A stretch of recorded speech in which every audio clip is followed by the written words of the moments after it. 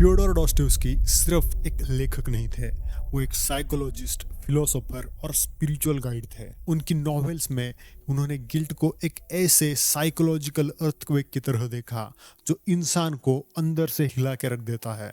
डॉस्टोयevस्की का काम सिर्फ कहानी सुनाना नहीं था, अपनी कहानियों के जरिए वो तुम्हारे अंदर के डार्कनेस और लाइट को छूते हैं। वो हमें सिखाते हैं कि मीनिंग ऑफ लाइफ क्या है। डॉस्टोयevस्की के कहानी के किरदार अक्सर एक गहरे संघर्ष में रहते थे और यही संघर्ष उनको इंसान बनाता था। अगर आप भी अपने जीवन में किसी क्राइसिस से गुजरे हैं तो डॉस्टोयevस्की तुम्हारे लिए एक गाइड का काम करता है। आगे से हम फ्योडोर डॉस्टोयevस्की को एफडी नाम से बुलाएंगे। एफडी की लाइफ कुछ हैप्पी लाइफ नहीं थी, उनको बहुत सारे प्रॉब्लम्स का सामना करना पड़ा, लेकिन उनकी लाइफ दर्दनाक होने के साथ साथ इंस्पायरिंग भी थी। हमें उनके लाइफ के कुछ की मोमेंट्स को समझने की जरूरत है, क्योंकि वही की मोमेंट्स उनके राइटिंग की नींव रखती हैं। 1849 में उनको एंटी गवर्नमेंट एक्टिविटीज के लिए गिरफ्तार किया गया। वहां पे उनको मौत की सजा सुनाई गई।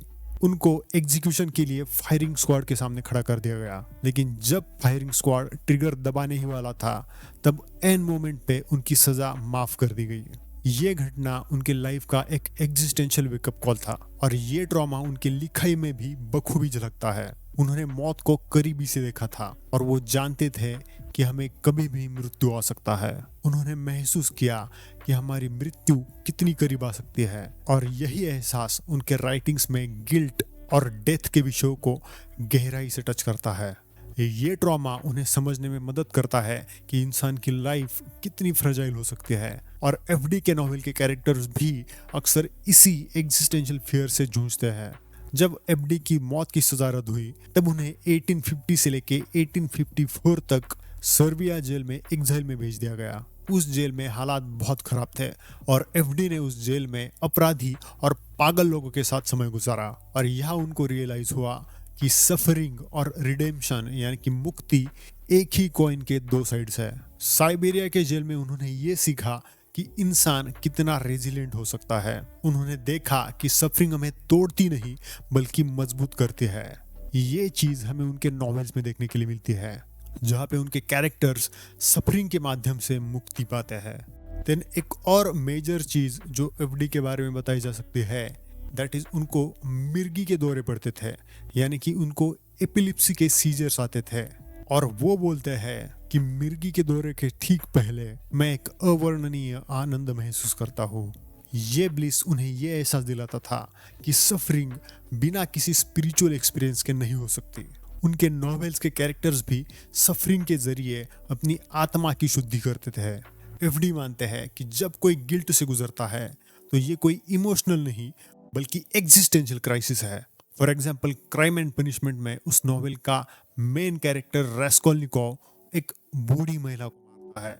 अब वो बुढ़िया कोई बहुत अच्छी औरत नहीं थी और उसको मार के किसी का नुकसान भी नहीं हो रहा था और रास्कोल्निकोव को भी पैसे की बहुत ज्यादा जरूरत थी। तो रास्कोल्निकोव अपने एक्शंस को खुद ही को जस्टिफाई करने की कोशिश करता है कि उसने जो किया वो सही था, लेकिन ये करते वक्त उसके अंदर की गिल्ट उसे खा जाती है। उसकी अंतरात्मा यानी कि उसका कॉन्शियंस उसको ये एहसास दिलाता है कि उसने अपनी मानवता को यानी कि ह्यूमैनिटी को खो दिया है।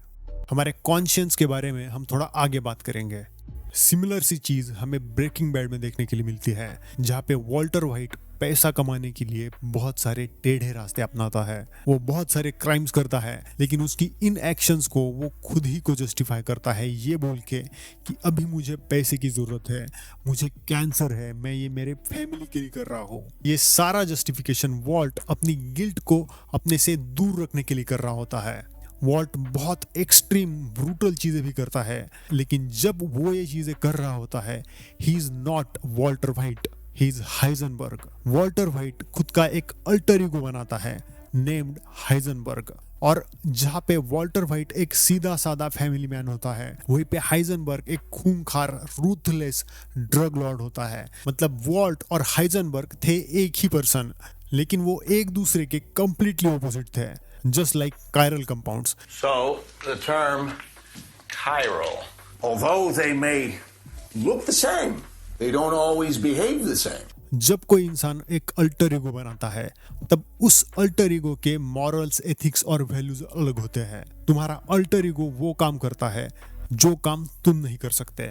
बियॉन्से जब छोटी थी तो वो एक religious, devote, church going Christian girl थी और उसका सपना था एक बहुत बड़ा पॉप स्टार बनना, सिंगर बनना। लेकिन उस गोल तक पहुंचने के लिए जो चीजें करनी पड़ती है वो चीजें बियॉन्से नहीं कर सकती थी, क्योंकि उस रास्ते में उसकी मॉरलिटी आ जाती थी। तो उसने क्या किया, उसने अपना एक अल्टर ईगो बनाया कॉल्ड साशा फियर्स, और जब भी वो परफॉर्म करती थी she performed as Sasha Fierce. So एक अल्टर ईगो बना के उसने अपनी गिल्ट को दूर किया। वैसे ही अल्टर ईगो के बहुत सारे एग्जांपल्स तुम्हें देखने के लिए मिलेंगे। For example Eminem, slim shady, dark Simon, वो भी ब्रांड का अल्टर ईगो था। ब्लैक माम्बा जो उसे परफॉर्मेंस इंप्रूव करने में मदद करता था। वैसे ही जब कोई डार्क कॉमेडी करता है तब लोग अक्सर ये बात बोलते हैं कि ये इतनी गंदी बातें बोल रहा है जिसे सुन के मुझे शर्म आ रही है, तो ये कितना गंदा इंसान होगा जो ये बात बोल रहा है। लेकिन जब किसी आर्टिस्ट को परफॉर्म करना होता है तो अक्सर वो आर्टिस्ट खुद वहां पे परफॉर्म नहीं करता, वो अपना एक अल्टर ईगो बनाता है और वो अल्टर ईगो वो बातें कहता है जो वो नॉर्मल इंसान नहीं बोल सकता। डॉस्टोयेव्स्की गिल्ट को एक अनियन की तरह लेयर बाय लेयर छीलते हैं, जहाँ पे फर्स्ट लेयर है सिन, यानी कि पाप। अब सिन इस वर्ड को एक रिलीजियस कॉनोटेशन है, but take it as a bad deed, एक बुरी चीज जो हम करते हैं। कोई भी पाप हो, छोटा या बड़ा, चाहे वो मर्डर हो, बिट्रेयल, सेल्फ बिट्रेयल, ये गिल्ट की शुरुआत करता है। तुम्हारी एक स्मॉल माइन्यूट सी एक्शन गिल्ट को जन्म देती है। देन इसकी सेकंड लेयर है रैशनलाइजेशन, यानी तर्क वितर्क। इसमें जिस आदमी ने सिन किया है, पाप किया है, वो अपने एक्शंस को जस्टिफाई करता है, और यहाँ एफडी ह्यूमन साइकोलॉजी की कॉम्प्लेक्सिटी को दिखाते हैं। फॉर एग्जाम्पल, गलत काम करने के बाद रेस्कोल्निकोव अपने आप को तर्क देता है, वो अपने एक्शंस को जस्टिफाई करने की कोशिश करता है ये बोल के कि मैं नेपोलियन हूँ, महान लोगों के नियम रूल्स अलग होते हैं, मैंने जो चीज की वो अच्छे के लिए की, मुझे पैसों की जरूरत थी इसलिए मैंने ये किया, वो बुढ़िया वैसे भी अच्छी औरत नहीं थी। ये सारी चीजें बोल के रेस्कोल्निकोव अपनी डीड्स को जस्टिफाई करने की कोशिश करता है। सिमिलर सा एग्जांपल हम वॉल्टर वाइट का ले सकते हैं, जहाँ पे वॉल्ट फैमिली का नाम आगे करके, अपनी पैसे की दिक्कत को दिखा के, अपनी कैंसर की बीमारी को दिखा के खुद के एक्शंस को जस्टिफाई करता है।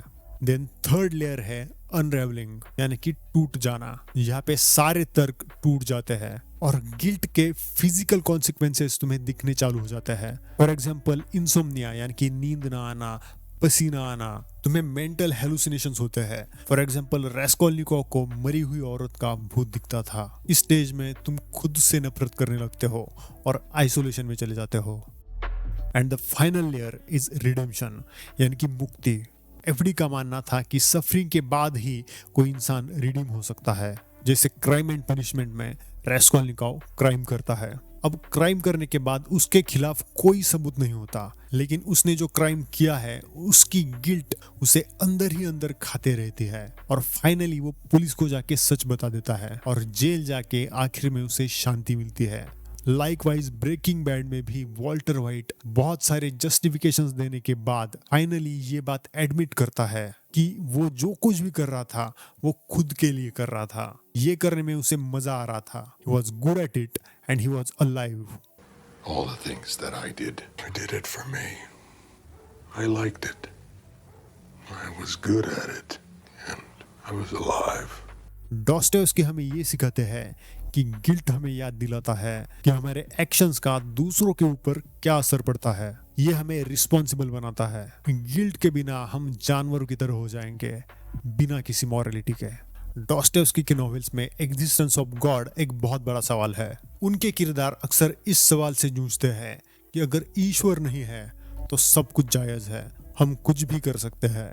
फॉर एग्जाम्पल द ब्रदर्स कैरेमोजोव में इवान सोचता है कि ईश्वर नहीं है, लेकिन उसकी गिल्ट उसे पागल कर देती है। वो ये समझ नहीं पाता कि बिना गिल्ट के मॉरलिटी का आधार क्या हो सकता है। एफडी हमें समझाते हैं कि एग्जिस्टेंस ऑफ गॉड सिर्फ एक धार्मिक सवाल नहीं है, ये हमारे एथिक्स और मॉरल्स का फाउंडेशन है। एफडी बोलते हैं कि हर इंसान के अंदर एक ए प्रायोराई कॉन्शियंस होता है, यानी कि a sense of moral right and wrong, और इसी कॉन्शियंस से हमारा बिहेवियर गाइड होता है। हमें इनेटली ये पता होता है कि ये चीज सही है और ये गलत। फॉर एग्जाम्पल डॉस्टोयेव्स्की बोलेंगे कि किसी को मारना गलत है, ये चीज बाहर से नहीं आ रही, ये तुम्हारे अंदर से आ रही है, ये तुम्हारे अंतरात्मा की आवाज है। तुम बाहर से कितना भी इस चीज को जस्टिफाई कर लो, लेकिन तुम्हारे कॉन्शियंस को ये बात पता है कि ये चीज गलत है। इसके अगेंस्ट कुछ लोगों का ये तर्क है कि the sense of right and wrong, यानी कि तुम्हारा कॉन्शियंस इम्पेरिकल है। मतलब जो चीजें तुम देखते हो, महसूस करते हो, जो चीजें तुम एक्सपीरियंस करते हो, उन्हीं चीजों से तुम्हारी मॉरलिटी बनती है, उन्हीं चीजों से तुम्हारा sense of right and wrong बनता है। लेकिन जो लोग थोड़े रिलीजियस टाइप के होते हैं, फॉर एग्जांपल डॉस्टोयेव्स्की, वो बोलते हैं कि ये चीज तुम्हारे अंदर से आती है, इसका बाहरी दुनिया से कोई लेना देना नहीं है। फाइनली डॉस्टोयेव्स्की हमें ये सिखाते हैं कि गिल्ट कोई वीकनेस नहीं है, ये हमारी ताकत है। ये याद दिलाता है कि हम भी इंसान हैं, इनकम्प्लीट, लेकिन हम सुधरने की क्षमता रखते हैं। वो सिखाते हैं कि सफरिंग और गिल्ट के बिना हम अपनी आत्मा को नहीं समझ सकते।